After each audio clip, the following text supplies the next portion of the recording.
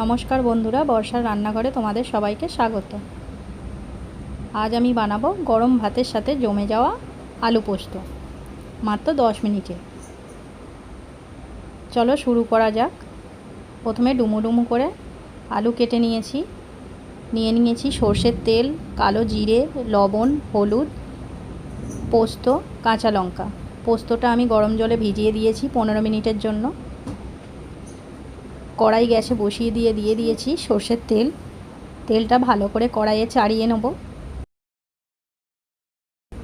তেলটা গরম হয়ে গেছে, দিয়ে দিয়েছি কেটে রাখা আলু। আলুর মধ্যে দিয়ে দেব লবণ, হলুদ গুঁড়ো,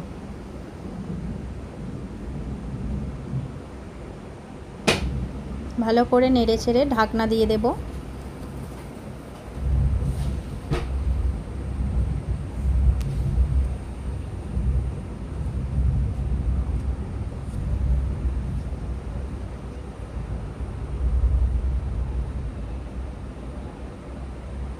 আমি এখানে কালো জিরে ফোড়ন দিতে ভুলে গিয়েছিলাম, তাই আলুগুলো ফাঁকা করে তেলের মধ্যে দিয়ে দিয়েছি কালো জিরে।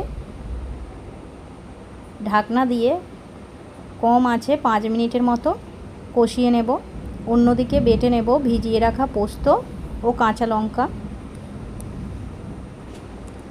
জল দেব না, একদম মিহি করে বেটে নেব।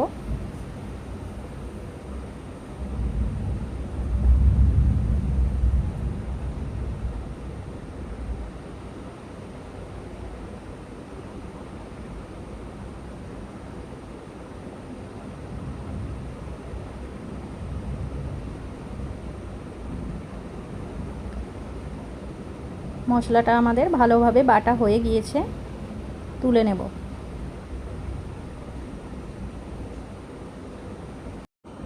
ঢাকনা খুলে আলুটা নাড়াচাড়া করে নেব।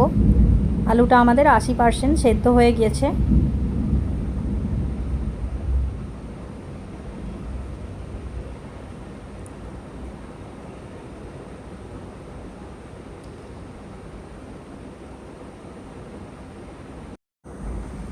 আলুর মধ্যে দিয়ে দেব পোস্ত বাটা ও চেরা কাঁচা লঙ্কা। গ্যাস একদম কমিয়ে 2 মিনিট কষিয়ে নেব। হাই আঁচে করলে পোস্ত তেতো হয়ে যেতে পারে।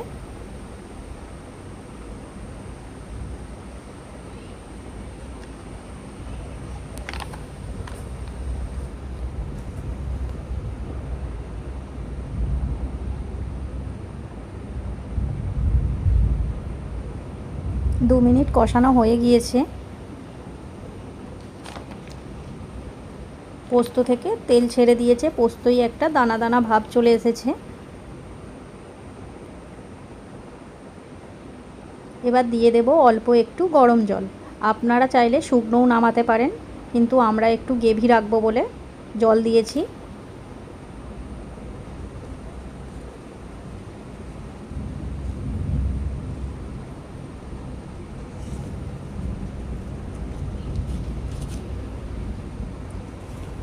শেষে দিয়ে দেব 1 চিমটি চিনি।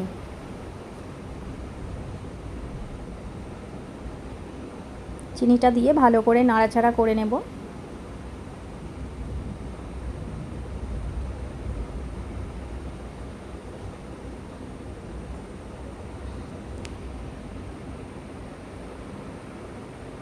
শেষে দিয়ে দেব 1 চামচ কাঁচা সর্ষের তেল। কাঁচা সর্ষের তেলের গন্ধেই ভাত খাওয়া হয়ে যাবে।